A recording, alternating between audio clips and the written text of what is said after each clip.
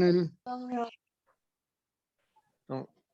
Shabbat Shalom. Shalom, Chag Sameach à tous. Donc, aujourd'hui, nous célébrons la fête de Yom Kippourim, de Yom Kippour. Et beaucoup se posent la question, tiens, on va faire un petit rappel. Beaucoup se posent la question, mais pourquoi certains l'ont déjà fêté, d'autres le fêtent seulement qu'aujourd'hui, d'autres l'ont fêté même plus tôt, et certains même ne l'ont pas fêté du tout. Alors, on parle de plusieurs calendriers, c'est vrai. C'est pour ça que pendant que les uns commencent, l'autre termine et les autres font d'autres fêtes. Donc, par exemple, aujourd'hui, selon le calendrier karaïte, c'est Yom Kippour. Dans le calendrier rabbinique, ils viennent de le terminer il y a quelques jours seulement, il y a deux jours maximum d'ici. Et tous ceux qui suivent le calendrier Enoch, essénien ou du roi David, ils l'ont fait il y a environ une semaine. Aujourd'hui, ils sont même rentrés dans la période de la fête de Sukkot, voilà, merci. Ils sont rentrés dans la fête de Sukkot. La fête des cabanes. Dans le troisième jour, un truc comme ça, je pense. Deuxième ou troisième jour, oui. Alors, pourquoi différents calendriers? On avait un petit peu parlé, donc je vous rappelle, je vous réinvite à écouter les études, mais en fonction de l'observation, donc que ce soit lunaire, du soleil, de l'ombre projetée par le soleil, on va avoir des calendriers différents. Donc, les calendriers esséniens, c'est par rapport au soleil ou à l'ombre du soleil. Les calendriers rabbiniques karaïtes, c'est par rapport à l'observation de la lune. Plutôt les karaïtes. Les karaïtes sont l'observation directe. Donc, on va attendre le croissant de lune, premier croissant de lune après la nouvelle lune, pour fixer le début du mois. Tandis que chez les rabbiniques, on va attendre la nouvelle lune, mais qui ne sera pas observée directement, mais par calcul, depuis Hillel 2. C'est ce qui crée cette différence. Alors, quel est le véritable calendrier? C'est la question que tout le monde se pose à l'heure actuelle. Et je pense, quand Yeshua reviendra, il nous dira lequel est le bon. À l'heure actuelle, le principal, c'est que nous commémorons ces fêtes, que nous puissions rentrer dans ces fêtes, comprendre l'importance de rentrer dans ces fêtes. C'est ça le plus important, que nous ayons ce cœur d'être en communion avec Adonai. Ça, c'est le plus important. Amen. La connaissance, Dieu nous le donnera au temps voulu, au temps que lui aura fixé. Alors, pour la fête de Yom Kippour, on a parlé tantôt de l'expiation. Donc Bernard a mis l'accent sur l'expiation, sur la journée du grand pardon. Alors pourquoi faut-il une journée d'expiation? Pourquoi faut-il un grand pardon? Ça, c'est la question qu'on peut se poser aujourd'hui. Il faut savoir que pour qu'il y ait un pardon, c'est à l'image en fait d'un mariage, je vais vous dire. Je vais expliquer comme ça. On parle d'alliance dans un mariage. Ici, cette alliance, c'est entre Adonai et les hommes. Adonai et son peuple. Et quand on fixe, quand il y a une alliance, donc une alliance, qu'est-ce que c'est? C'est un contrat, c'est un engagement. Donc, dans un mariage, on se jure fidélité. On va se faire des promesses les uns les autres. On va aussi, dans certains cas, faire des contrats de mariage en disant, voilà, il y aura ça et ça qu'il faut faire. Et donc, si durant le mariage, il y a infidélité, qu'on n'a pas respecté ses promesses, ses engagements, il y a une rupture. D'où qu'il faut demander un pardon. Et Adonai savait que son peuple, à un moment donné, risquait de tomber, de pécher. Et c'est pour ça qu'il a institué le Yom Kippour, afin que tous ceux qui veulent revenir à lui peuvent demander pardon.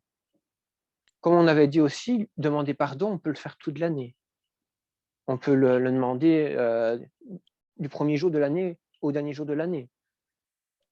Mais au cas si nous oublions, Yom Kippour est comme, je vais dire, une sonnette d'alarme en disant, c'est le moment, c'est le dernier moment, il faut demander pardon. C'est maintenant ou c'est jamais.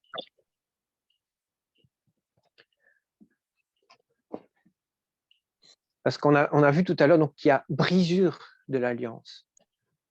Cette brisure, cette cassure qui est faite à cause de la désobéissance. Qu'est-ce qui provoque la désobéissance? La Torah nous dit, si nous péchons, nous n'observons pas la Torah, nous n'observons pas les commandements. Et il y a une brisure qui mérite la mort, qui mérite une certaine condamnation.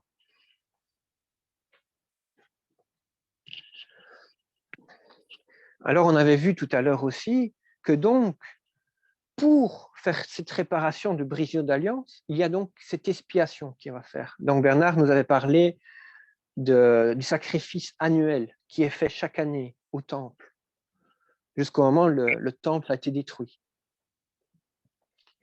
Et c'est un engagement à perpétuité. Ça veut dire que cette fête doit être faite à perpétuel. Puis est arrivé Yeshua. Yeshua, qui est le grand prêtre selon l'ordre de Melchisédek, qui a fait l'expiation une fois pour toutes. Mais il a fait l'expiation pour tout le monde, pour toutes les générations. Il l'a fait pour les gens de son peuple, pour nos enfants d'hier, enfin nos grands-parents d'hier, pour nous, nos enfants de demain et nos arrière-petits-enfants. C'est intemporel, une expiation intemporelle qu'il a effectuée. Et quelque part, en célébrant cette fête, c'est un souvenir de ce qu'il a fait pour nous. C'était aussi pour ceux d'avant, en faisant cette fête, une façon de dire merci pour ce que Dieu allait faire pour eux.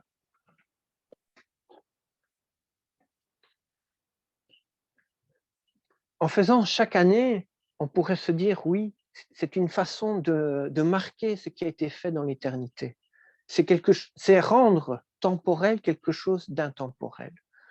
Oui, nous disons qu'à travers Yeshua, nous avons eu le pardon. Mais pour le remercier, pour le souvenir de ce qu'il a fait pour nous, ce que Dieu a fait pour nous à travers Yeshua, nous continuons à pratiquer cette fête pour être témoignage, pour rendre le témoignage au monde entier de ce qu'il a fait pour nous. Et pour inviter aussi les autres qui n'ont pas encore reçu ce pardon, parce que ce pardon va être reçu au moment où chacun va donner son cœur à donner en disant « Prends le contrôle de moi, prends le contrôle de mon être, permets que je puisse revenir vers toi, puisque je puisse être avec toi, marcher avec toi. » Et là alors, la personne va recevoir ce pardon. C'est pour ça que nous devons témoigner. Témoigner en faisant cette fête, c'est un témoignage. Nous devons apporter ce témoignage aux Juifs, aux Yéhoudim, mais également aux gentils, à ceux des nations. Tous doivent voir. Et en plus, Adonai nous le dit, c'est un Shabbatot. Et il nous a bien précisé que tous les Shabbatot, nous devons les faire. Nous devons faire tous ces Shabbats, que ce soit les Shabbats de fête ou les Shabbats du 7e jour. Nous devons les pratiquer, les réaliser, afin que le monde voit que nous sommes d'Adonai et qu'Adonai est notre Dieu. Et il va nous bénir à travers toutes ces fêtes. Merci Adonai. Alors, on pourrait se poser la question, est-ce que ce grand pardon est-il également pour les gens du monde. On a parlé par rapport à l'alliance qui a été faite avec Abraham, donc, qui est appelé le père de la foi. On peut parler de l'alliance au mont Sinaï avec Moshe. Et on pourrait se dire, certains pourraient dire, mais oui, mais ça, ce n'est juste pour un peuple. Pourtant, on peut voir qu'à travers le passage dans le livre de Jonas, il commence comme ceci. La parole d'Adonai fut adressée à Johan, donc à Jonas, fils d'Amittai, pars pour la grande ville de Ninive et profère des menaces contre elle, car leur méchanceté est montée jusqu'à moi. Donc on voit ici que Adonai envoie son prophète vers une nation de gentils. Et quelle est la réaction de Jonas? Il nous dit que Jonas a fui, il n'a pas voulu se rendre. Il faut savoir que les gens de Ninive avaient une très mauvaise réputation. Il paraît même qu'ils coupaient la tête des gens, ils les plantaient sur un poteau. Et donc, c'est ça que ça a refroidi un peu Jonas d'y aller. Et la parole nous dit qu'il se retrouvait sur un bateau pour fuir ce commandement. Malheureusement pour lui, il y a eu une tempête. Il y a eu une tempête. Quand même, les marins ont commencé à prier tous les dieux qu'ils connaissaient pour avoir une solution. Mais la tempête ne s'arrêtait pas. Évidemment, parce que les dieux que ces marins nous priaient n'étaient pas déjà le vrai et véritable Dieu. Il n'y a qu'un seul Dieu.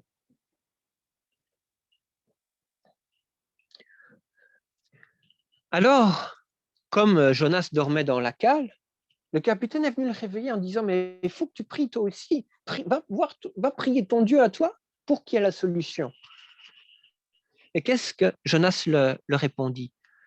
Il leur dit « Je suis hébreu, je crains Adonai, Dieu des cieux, qui a fait la mer et la terre sèche. » Alors il nous dit à ces mots, les hommes furent très effrayés et lui dirent « Qu'a donc tu fait ?» Car ces hommes savaient qu'il essayait de fuir Adonai, car il leur avait dit. Donc vous voyez, ils furent dans la crainte parce qu'ils ont compris que c'est à cause parce qu'il a fui son Dieu qu'il y a eu cette tempête. Ils ont compris déjà qu'Adonai était déjà le vrai Dieu. C'est ça qu'ils ont eu, cette peur. Et c'est ça ils se sont dit, pour calmer Adonai, on va le jeter dans l'eau, afin que nous puissions être épargnés. Et c'est ce qui s'est passé. Et Jonas se retrouvait dans le grand poisson.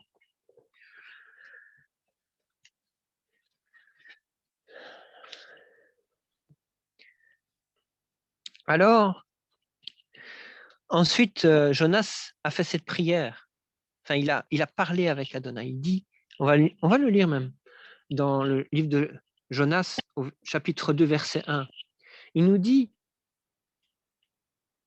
Adonai prépara un énorme poisson pour avaler Yonan. Et Yonan fut dans le ventre du poisson pendant 3 jours et 3 nuits. Du ventre du poisson, Yonan pria Adonai et il dit, dans ma détresse, j'ai invoqué Adonai et il m'a répondu, du ventre du Sheol, j'ai crié et tu as entendu ma voix, car tu m'as jeté dans les profondeurs au cœur des mers et des flots m'ont enveloppé. Toutes tes vagues déferlantes sont passées sur moi. J'ai pensé, j'ai été banni de ta vue, mais pourtant, je continuerai à regarder vers ton saint temple. L'eau m'avait entouré, menaçant ma vie. Les profondeurs se fermaient sur moi. Les algues s'enroulèrent autour de ma tête. Je descendis au fond au fond des montagnes, vers une terre dont les verrous m'enfermaient à jamais. Mais tu m'as fait remonter vivant de la fosse, Adonai mon Dieu. Alors que ma vie s'affaiblit, je me suis souvenu d'Adonai et ma prière est venue vers toi dans ton temple saint. Ici, Jonas nous dit bien, alors que ma vie affaiblit, je me suis souvenu d'Adonai et ma prière est venue vers toi. Je fais une petite pause ici dans la lecture parce que nous voyons que quand nous sommes loin d'Adonai, quand nous sommes dans le péché, dans une vie qui n'est pas bonne, correcte, nous devons nous souvenir de lui. Nous devons demander pardon, revenir à lui. Ici, Jonas avait péché aussi contre Adonai. C'est pour ça parce qu'Adonai lui avait dit d'aller à Ninive, mais il n'a pas voulu. C'est ça qu'il s'est retrouvé dans le ventre du poisson. Et quand il s'est souvenu, Adonai lui a fait grâce. Il est sorti de ce poisson. On peut continuer la lecture. Il nous dit, ceux qui adorent de vaines idoles abandonnent leur source de miséricorde. Mais moi, j'exprimerai ma gratitude. Je t'offrirai des sacrifices. J'accomplirai les vœux que j'ai faits. Le salut vient d'Adonai. Puis Adonai parla au poisson et vomit Yohanan sur la terre sèche. Alors il nous dit, le salut vient d'Adonai. Donc le salut ne vient pas d'ailleurs que d'Adonai. Et si on reprend le texte en hébreu, eh bien, qu'est-ce qu'il y est dit? Quel mot on trouve? Eh bien, nous trouvons Yeshua. Yeshua vient d'Adonai. C'est lui la clé pour retrouver le Père. On avait parlé encore ce matin avec le frère Bernard, quand on parlait du ministère de Yeshua, quand il a fait le sacrifice. Et on en parlait aussi tout à l'heure. C'est lui qui crée ce contact avec Adonai. Pas d'intermédiaire entre Dieu et les hommes à part Yeshua. C'est Yeshua notre intermédiaire. Pourquoi? Parce qu'il est le juste parfait, le juste par excellence, qui s'est sacrifié pour nous, pour que nous puissions retourner vers le Père. Alors, ensuite, il nous dit dans le livre de Jonas que Jonas est parti à Ninive. Et il entra dans la ville et venait seulement de finir sa proclamation. Donc, il a annoncé ce que Dieu voulait pour le peuple. Et qu'est-ce qui s'est passé? Ils proclamèrent un jeûne et se revêtit d'un sac plus grand, du plus grand jusqu'au plus petit. Lorsque la nouvelle parvient au roi de Ninive, il se leva de son trône, ôta sa robe, se revêtit d'un sac et s'assit dans la cendre. Puis il fit faire cette proclamation dans Ninive, par décret du roi et des nobles, que ni homme, ni animal, petit ou gros bétail, ne mette quiconque ce soit dans sa bouche, qu'il ne mange rien, ne boive rien, que les hommes et les animaux soient recouverts d'un sac et qu'ils crient à Dieu de toute leur force, que chacun se détourne de ses mauvaises voies et de la violence qu'il pratique.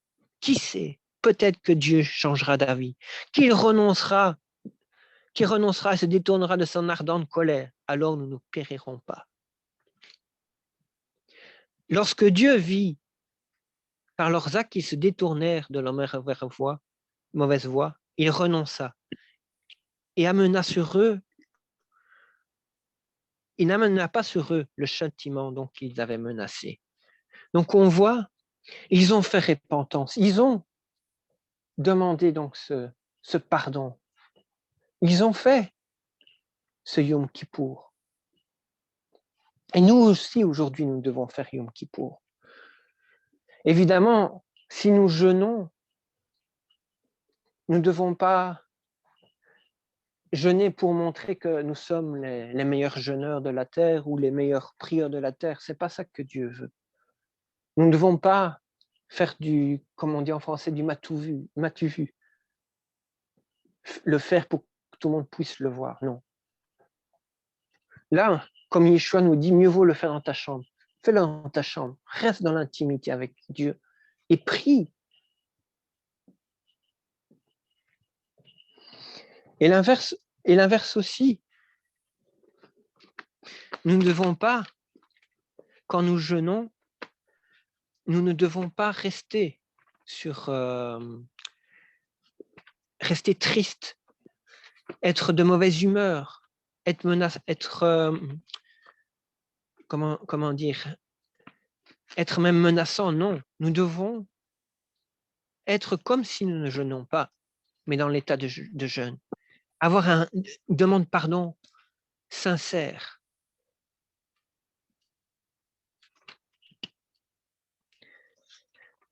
Alors dans le livre de Yeshayahu, il nous dit ceci.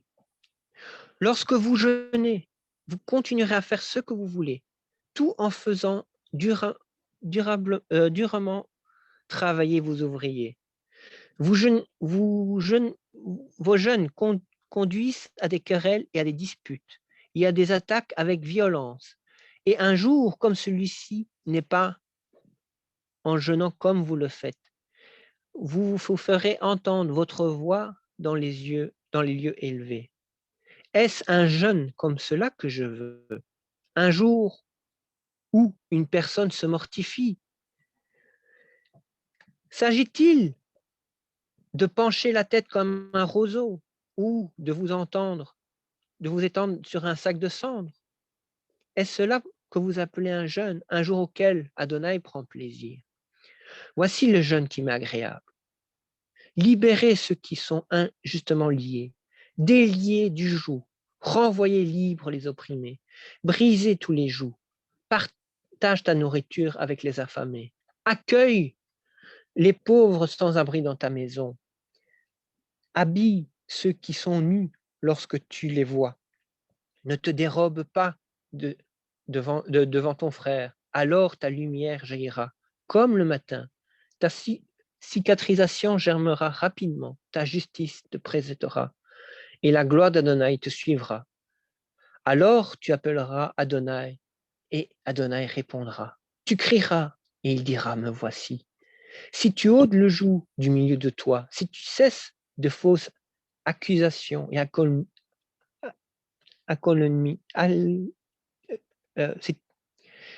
je reprends. Si tu cesses les fausses accusations et la calomnie, si tu offres généreusement de la nourriture aux affamés et subviens aux besoins de celui qui est en difficulté, ta lumière se lèvera dans l'obscurité et les ténèbres seront comme à midi.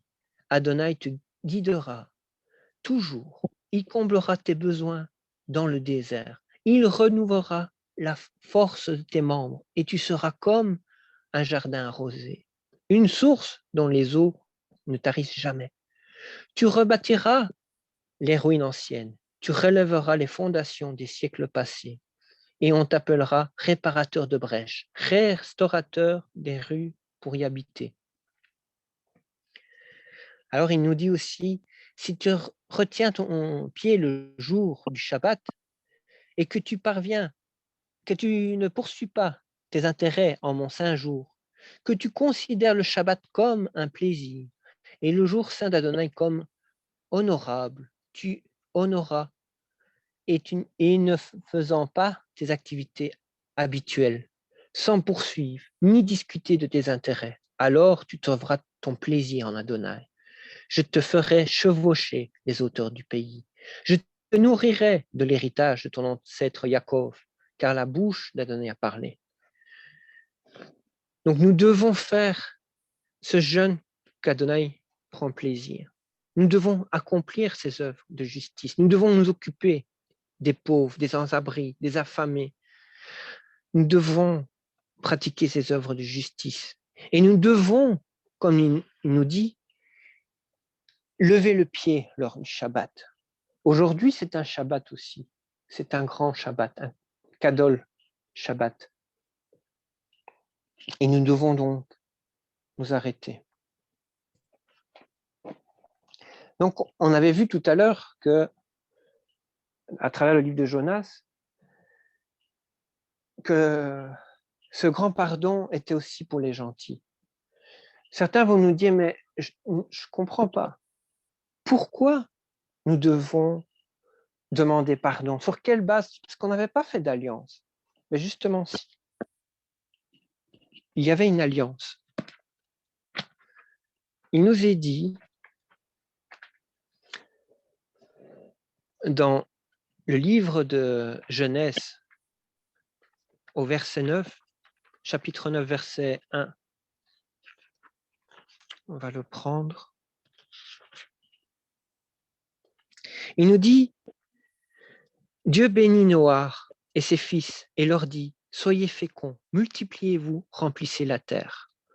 Vous serez un sujet de crainte et de terreur pour tout animal sauvage, tout oiseau dans les airs, toute créature, pleuvant le sol et les poissons de la mer. Ils sont livrés entre vos mains.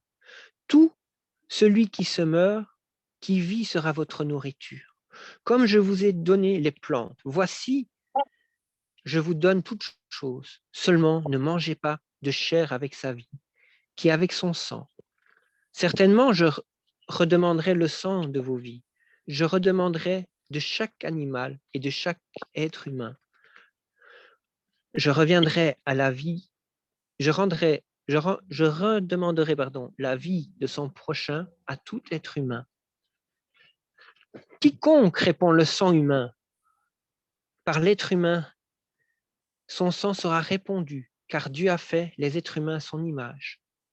Et vous, soyez féconds, multipliez-vous, foisonnez sur la terre et multipliez-vous sur elle.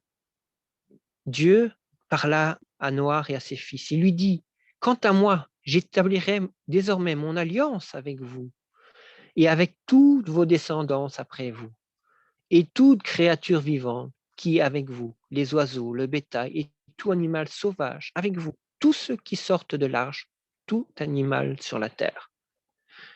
J'établirai mon alliance avec vous, afin qu'aucun des êtres vivants ne soit plus détruit par les eaux d'un déluge. Il n'y aura jamais plus de déluge pour détruire la terre. Dieu ajouta, voici le signe de l'alliance que je fais entre moi et vous, et toute créature vivante avec vous, pour toutes les générations à venir. Je mets mon arc dans la nuée. Je serai là comme un signe de l'alliance entre moi et la terre. Chaque fois que je ferai venir des nuages sur la terre et qu'un arc sera vu dans la nuée, je me souviendrai de mon alliance. Et vous, toute créature vivante, de toute espèce, les eaux ne deviendront plus jamais un déluge pour détruire tous les êtres vivants. L'arc sera dans la nuée. Ainsi, lorsque je regarderai, je me souviendrai de l'alliance éternelle entre Dieu et toute créature vivante de toute espèce sur la terre. Dieu dit à Noah, voici le signe de l'alliance que j'ai établi entre moi et toute créature vivante sur la terre. Il y a une alliance entre tous les êtres vivants et Adonai. Évidemment, nous avons beaucoup oublié. Tous ceux qui ne sont pas d'Israël, ils ont oublié, ils ne savent plus. Ils ont violé cette alliance. On va voir que les rabbiniques enseignent qu'il y a 7 lois qui ont été données. Ils vont nous dire qu'il y a dans cette loi établir des tribunaux, l'interdiction de blasphémer, interdiction d'idolâtrie, interdiction d'union illicite, interdiction d'assassiner, interdiction de voler, interdiction de manger de la chair arrachée à un animal vivant. C'est un principe que même les Esséniens ont reconnu ces lois aussi. On voit qu'il nous est dit qu'il y a cette conception de justice, donc pratiquer la justice. Il y a aussi, eux, ils ont ils ont relevé que c'est l'horreur de la nudité, la vénération du Créateur, le respect des parents, l'amour du prochain, l'interdiction de la luxure, de la fornication, de l'impureté et le refus de la violence et du sang. Alors, on ne va pas débattre pour savoir quelle est la tradition qui avait raison sur ces lois, mais on voit quand même que cette alliance aussi a été brisée. Et c'est par rapport à cette alliance qu'il y a réparation. C'est pour ça aussi que même à Yom Kippour, lors du sacrifice, il était dit que le Kohen Akadol priait aussi pour les nations, afin qu'Adonai puisse pardonner les faux des nations. Mais quand le peuple est tombé, il n'y avait plus personne pour faire cette prière, pour que les nations puissent pardonner. Mais la parole nous était claire. Le service du grand prêtre, il nous était dit que toute la construction du tabernacle, de tous les outils, était selon le modèle que Moshe avait vu. Ça, vous pouvez voir dans le livre d'Exode, dans le chapitre 25, verset 9, verset 40 aussi, chapitre 26, verset 30. Et dans Nombre 8, 4, on nous parle du modèle. Et donc, ce qui était fait sur terre était cette copie, la copie de ce qui était fait par le ministère de Yeshua, par le service comme Yeshua, le Kohen Akadol, selon l'ordre de Melchisédek. Eh bien, ce qui était fait sur cette terre, c'était cette copie. Parce que Yeshua était le modèle. Le sacrifice que Yeshua a fait dans la nouvelle Yerushalayim, c'est ce modèle-là que Moshe a pris. Et aujourd'hui, que ce soit par rapport à cette alliance qui a été rompue, ou l'alliance que l'humanité a rompue, tous doivent passer par Yeshua. On ne vous dit pas aujourd'hui, vous êtes des goïms, vous devez juste pratiquer les lois noraïques. Non. Si vous voulez vous reconnecter avec Adonai, pour faire réparation, il faut passer par Yeshua.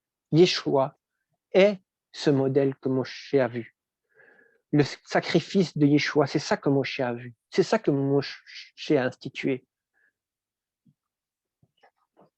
Et nous le voyons aussi quand nous voyons le sacrifice de Yeshua sur terre et qu'après il est monté au Père, nous voyons ce passage qu'il a fait au temple céleste pour faire l'expiation. Et aujourd'hui, nous voyons qu'à travers Yeshua. Nous pointons toujours vers Yeshua. Il ne faut pas se détourner par des fausses pratiques. Nous ne devons pas prendre juste des poules, les égorger et puis les faire tourner, je ne sais pas comment. Non, c'est pas ça. Nous ne pouvons pas dire que simplement les prières peuvent réparer cette alliance. Pour réparer cette alliance seule, l'expiation qui est faite selon le modèle peut réparer à 100%. Ce modèle, c'est le sacrifice de Yeshua qui a été fait dans le temple céleste. Ce sacrifice éternel qui a lieu pour tous les âges, pour tout le monde, pour toute génération, depuis le début de la création jusqu'à la fin des temps. C'est le seul salut. Ce salut que même Jonas parlait, le salut d'Adonai. En hébreu, on va voir que c'est écrit Yeshua, le Yeshua d'Adonai. Nous le retrouvons aussi dans les psaumes. C'est ça que Yeshua nous dit. Partout, on parle de moi. C'est normal. C'est par lui que nous atteignons Adonai. Nous aimons Adonai, passons par lui. Acceptons-le. Rentrons dans cette nouvelle alliance. Je ne vous parle pas d'un testament. On confond avec testament. Aujourd'hui, on est sur un Nouveau Testament. Non. un testament, il faut que la personne soit morte pour pouvoir hériter. Non. Une alliance est un contrat qu'on fait. Et on est libéré d'une alliance quand la personne est morte ou quand on a fauté contre cette alliance. Et aujourd'hui, à travers Yeshua, il y a cette nouvelle alliance qui est remise. C'est ça, ce grand pardon. Le fait qu'on a été excusé, on dit, OK, tu es excusé, mais pour que nous puissions continuer ce mariage, il faudra que tu fasses ça, ça, ça en plus. Et qu'est-ce que Adonai nous dit que nous devons faire pour qu'il y ait réparation dans son mariage avec lui? Eh bien, nous devons sacrifier notre ancien être et permettre de faire sortir un nouvel homme, une nouvelle femme qui veulent le suivre, qui permettent que son esprit puisse agir en nous et transformer nos cœurs et que nous puissions être avec lui. Afin qu'aussi ses lois soient dans nos cœurs et dans notre esprit. C'est ça la nouvelle alliance. C'est ça qu'Adonai veut pour son peuple. Parce qu'une fois que nous arriverons à ça, nous serons sanctifiés. Une fois que nous arriverons au bout, là, nous pourrons vivre avec Adonai. Et c'est ça son plan ultime. Et c'est pour ça qu'il a institué Yom Kippour. Le Yom Kippour a pour but de nous rappeler que nous devons arriver à la destination finale afin que nous puissions vivre, habiter avec Adonai Elohim. Il y a beaucoup de choses à dire, mais je pense que je vais m'arrêter là pour aujourd'hui. Je pense que j'ai dit l'essentiel, que vraiment nous devons jeûner en témoignage et demander pardon. Nous fautons encore aujourd'hui, mais comme on avait dit la fois passée, quand nous avons fait le baptême, nous nous sommes engagés à avoir une bonne conscience avec Adonai. Nous sommes engagés de marcher avec lui. Et notre victoire, c'est quand nous arriverons au bout, que tous nos péchés vont tomber un par un, que nous arriverons à chaque fois à nous relever et que nous arriverons comme Dieu le souhaite dans la sanctification.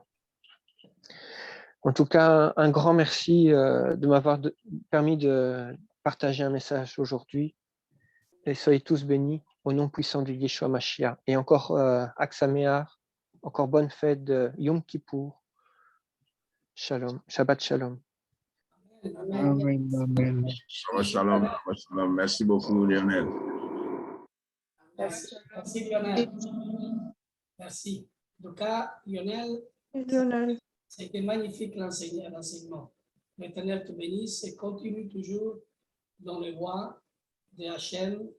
Il y a de grands travail que l'Éternel est en train de préparer dans ta vie. Vraiment, nous sommes très contents de toi tous, Mishpara, et te bénis tous les jours. Et nous bénissons tous ensemble tous les jours parce que chez nous, il n'y a pas de rivalité, on est une famille. Nous travaillons tous ensemble et chacun de nous, il y a une fonction pour aimer l'Éternel et pour bénir l'Éternel. Donc, dans ce message, tu me fais rappeler quelque chose de très important. C'est-à-dire, tu me fais rappeler l'histoire de Jonas. Et un jour, c'était au moins, plus ou moins 10 ans d'ici, 10 années d'ici. Hein? J'étais à la Wiso. La Wiso, c'est vraiment où tous les Juifs âgés, ils se réunissent. Hein? C'est à Bruxelles. Hein? Et justement, j'ai eu une conversation avec un survivant de la Shoah et en parlant et en communiquant et en partageant un peu l'amitié avec ces personnes âgées, c'est eux-mêmes qui m'ont dit, nous lisons dans la fête de Yom Kippour le livre de Jonas. Et pour moi, c'était, je savais en partie, hein, parce que j'avais écouté déjà plusieurs rabbins. D'ailleurs, je lui ai posé la question, pourquoi vous lisez à Yom Kippour le livre de Jonas. C'est vrai, nous lisons Jonas tout le temps à Yom Kippour. Mais pourquoi? Et voilà que Yeshua HaMashiach, il a donné 2 signes au peuple juif. Le premier signe, c'est sa naissance. La Vierge enfantera. C'est Hot en hébreu, c'est-à-dire, c'est le signe. Mais même à l'époque de Yeshua, les pharisiens de l'époque, ils ont posé la question à Yeshua en lui disant, donne-nous un signe pour voir ce quoi est le Mashiach. Et Yeshua a dit, cette génération perverse, qui n'est pas meilleure de celle dans laquelle aujourd'hui nous vivons, hein? Elle est vraiment perverse et agitée, hein? Tellement qu'il est perverse. Cette perverse génération demande un signe, mais il sera donné que le signe de Jonas, comme l'homme Torah, il restera 3 jours et 3 nuits dans le sein de la terre, dans le sein du poisson, à l'intérieur du poisson. Ainsi, comme Jonas il restera 3 jours et 3 nuits dans le ventre du poisson, ainsi l'homme Torah il restera 3 jours et 3 nuits dans le sein de la terre. Voyez, tout ça se passer, tous ces passages sont écrits dans la Bible. Et la Bible, il faut bien la tâtonner dans plusieurs endroits pour découvrir certaines révélations que Dieu veut nous faire comprendre. Et tous ces passages, il faut bien les encoder, bien les transmettre avec une conduite de l'esprit pour pouvoir parler au peuple juif. Tout est à notre main pour parler au peuple juif. Mais il faut être formé par Yeshua. Il faut être appelé pour Yeshua. Il faut être choisi, envoyé par Yeshua vers ses brebis et s'engager, surtout travailler dans la vigne du Messie. La vigne, comme l'olivier et le figuier, représente Israël. Et travailler dans cette vigne, travailler pour Israël, il y a du parcours à faire pour toucher la sensibilité du peuple juif qui puisse vraiment croire en Yeshua. Et par la conduite de l'esprit, de la roi, j'essaie de faire moi-même. Et en parlant dans toutes ces années avec mes frères juifs, qui est mon peuple, et je dis toujours, pourquoi Yom Kippour, c'est Jonas que nous on lit? Parce que c'est là que les yeux ils vont s'ouvrir aussi du peuple juif. Qui a été pendant 3 jours et 3 nuits, d'ailleurs, on pense qu'Yeshua il est mort, et après il est ressuscité, oui, mort à la chair, mais vivifié à l'esprit. C'est-à-dire que les 3 jours, Yeshua HaMashiach, il a été prêché aux esprits qui étaient emprisonnés au temps de Noé, dans laquelle 8 personnes ont été justes. C'est pour ça qu'il n'y avait pas le minyan de 10. Et 8 personnes, le déluge, il devait arriver. Comme à Sodome et Gomorrhe, 10 personnes n'étaient pas justes. Et au temps de Noé, il n'y avait pas 10 personnes justes. Mais comment va être la venue de l'homme Torah? Comment ça va venir? Eh bien, c'est quelque chose que je crois de tout mon cœur. Le temps viendra où les élus de l'Éternel, ils auront des ailes. On l'appelle la femme qui s'envole dans le désert pendant 3 ans et demi, loin de la face du serpent. On n'en parle pas beaucoup de ces choses. Peut-être c'est incompréhensible. Peut-être c'est quelque chose qui ne nous intéresse pas. Mais pourtant, ça doit nous intéresser à nous tous. De découvrir vraiment qu'est-ce qui va les faire, justement, cette épouse, qu'est-ce qui va les faire, cette catégorie de personnes qui sont sans tâche, sans ride, qui sont irréprochables, qui gardent la Torah, qui gardent les commandements, parce qu'au son de la trompette, ils vont être ramassés dans tous les 4 coins de la terre. Alléluia. L'Éternel sait comment agir, sait comment rassembler son peuple, et c'est lui seul quand il doit venir. À mon avis, de ce que moi je pense, ça doit être pendant la fête d'Yom Kippour, où le Seigneur il va accorder le grand pardon à tout Israël. Et c'est là qu'ils vont se mettre la patrie. C'est là qu'ils vont avoir le regard vers celui qui a été percé. Et la lettre Haïm va être à sa place. Tourne ta face. Ana Belecha Bechoneka. Tourne ta face et tu nous accordes la paix, le shalom. Le shalom qui, aujourd'hui, il manque dans le peuple d'Israël. Le shalom où Israël, il est prêt à tout prix pour le gagner. Il essaye d'avoir ce shalom. Aujourd'hui, plus que jamais, on avance vers une fausse paix, vers un faux temple qui va être bientôt rebâti. C'est un faux temple. Tout ce que nous attendons, c'est la nouvelle Jérusalem qui va descendre d'en haut. C'est celle-là qu'il faut espérer. Mais ce temple qui va être rebâti, c'est une fausse paix, c'est un faux rassemblement. On appelle ça le règne de l'Antichrist. Ça veut dire, c'est même un faux Yom Kippour, on va dire. C'est même une fausse repentance qui va bientôt se manifester.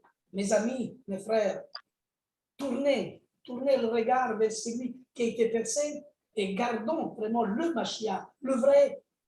Et le vrai, c'est un juif. C'est pas un catholique. Vous comprenez? Le vrai, c'est un juif. Et si Mashiach, il est juif, il est le vrai, alors suivons la Torah. C'est pas le dimanche, c'est le Shabbat. Si Jésus, Yeshua, est ressuscité le premier jour de la semaine, ce jour-là, c'était encore un Shabbat parce que c'était la fête des prémices. Et si encore le premier jour de la semaine, c'est aussi le don du Saint-Esprit, de la Ruach HaKodesh, c'est parce que c'est Shavuot, et c'est aussi une des fêtes de l'Éternel, c'est encore un Shabbat. Et oubliez justement les jours de la semaine. Le Dieu Soleil, c'est une paganité, et le Dieu Soleil, c'est le veau d'or qu'il ne faut pas justement adorer. Alors, on est dans une phase où nous sommes devant un choix. Ou nous allons à droite, ou nous allons à gauche. Parce que même Élie, il avait dit, on ne peut pas servir deux maîtres. Ou vous servez Baal, ou vous servez le Dieu d'Israël. Et vous savez, quand vous allez dans une gare où il y a le train qui arrive, des fois, le roi, il se tourne. Des fois, il doit aller à gauche et à droite. Il ne peut pas aller tout droit. Et c'est là notre choix. On est dans un village où le train il passe et on doit choisir vraiment le chemin où il nous amène à Yeshua, à Mashiach. Lui, le chemin qui est la Torah, la vérité qui est la Torah et la vie qui est la Torah. Alors, gardons les commandements d'Hachem. Et il faut confesser que Yeshua, Mashiach est Hachem. Car si nous ne croyons pas ce que lui il est, nous mourrons dans nos péchés. Et encore aujourd'hui, c'est valable pour le peuple juif. Et c'est Yeshua lui-même qui l'a dit aussi à son peuple. Si vous ne croyez pas ce que moi je suis, vous mourrez dans vos péchés. Ça veut dire, tu peux croire tout ce que tu veux, tu n'as pas encore fait une véritable repentance, tu n'as pas encore réalisé c'est quoi le véritable Yom Kippour. Alors, ce Yom Kippour va bientôt arriver. Mais pour arriver à ce grand Yom Kippour, il faut que 2 témoins puissent venir en Israël. 2 témoins pendant la reconstruction du temple, de ce faux temple, pendant qu'il y a toute cette hérésie, apostasie, 2 témoins vont s'installer pour parler au cœur d'Israël. Et aujourd'hui, ces 2 témoins, on peut aussi les considérer ceux qui gardent les commandements et le témoignage de Yeshua à Mashiach. Bien qu'il y a 2 témoins, Moshe et Élie. Mais il faut voir donc quel aspect nous parlons des 2 témoins. Alors, mes frères et sœurs, gardons avec amour la Torah. Avec amour, pas avec légalisme, mais avec amour. Et des fois, il faut du temps pour faire comprendre aux autres cet amour qui est sans condition. Parce que l'Éternel a fait une déclaration à son peuple d'Israël. Et il dit dans Jérémie, chapitre 31, verset 4, il dit, je t'aime dans l'amour éternel. C'est pour cela que je concède ma bonté. Alléluia. Israël marche vers son lieu de repos. Israël marche vers le désert, son lieu de repos. Le peuple qui a échappé au glaive, le peuple qui a échappé à la grande tribulation. Gardons Yeshua, mes amis, parce que c'est maintenant le temps d'avoir les yeux fixés vers celui qui nous aime, vers celui qui nous a toujours aimés. Il y a un seul, celui qui nous amène vers le Père. Son nom est Yeshua HaMashiach. Et son nom a été déclaré par l'ange Gabriel à Myriam. Il n'a pas parlé en grec, il n'a pas dit Jésus, il a dit Yeshua HaMashiach. Oui, c'est vrai, c'est le même personnage, comme on peut dire, mais ok, dans certaines conditions, on pourrait parler, c'est le même personnage parce qu'il y a aussi le parallèle avec Joseph, avec un autre nom. On vient avec tous ces commentaires, mais appelons-nous comme vraiment l'ange il l'a appelé. Alors là, nous sommes réellement dans la Torah. Dieu sauveur. Shin, Vav, Haï.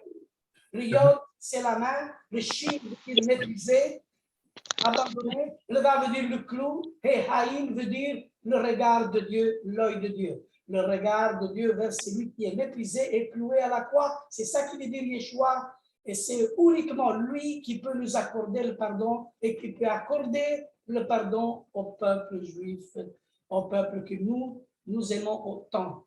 Vous savez pourquoi? Parce que si nous soufflons vers Israël, si nous soufflons avec l'esprit, avec la mission et l'appel que nous avons reçu pour les Juifs, alors ils vont l'acclamer. Ils vont dire un jour, Baruch haba Beshem Adonai. Alléluia. Nous ne devons pas attendre les deux témoins, Moshe et Élie, mais il y a encore deux témoins. Il y a ceux qui gardent le témoignage de Yeshua. Il y a ceux qui gardent les commandements de l'Éternel. Aujourd'hui, ces deux témoignent vraiment de la Torah vivante. Alléluia. Ce sont les deux branches de l'olivier. Ce ne sont pas deux branches du sapin de Noël. Pas du tout. On n'est pas greffé sur le sapin de Noël. On est greffé sur l'olivier franc, l'olivier domestique. C'est la vérité, c'est cela et pas une autre. Alors, ce pardon, nous l'avons reçu et ce pardon, il est toujours avec nous, qui nous accompagne avec le témoignage que nous donnons à tous ceux qui n'ont pas encore reçu ce grand pardon de Yeshua HaMashiach. Alléluia.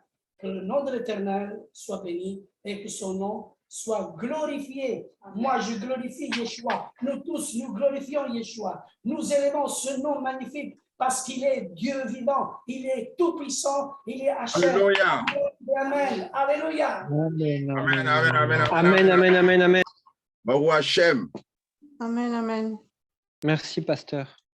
Merci, pasteur. Merci beaucoup. Alléluia.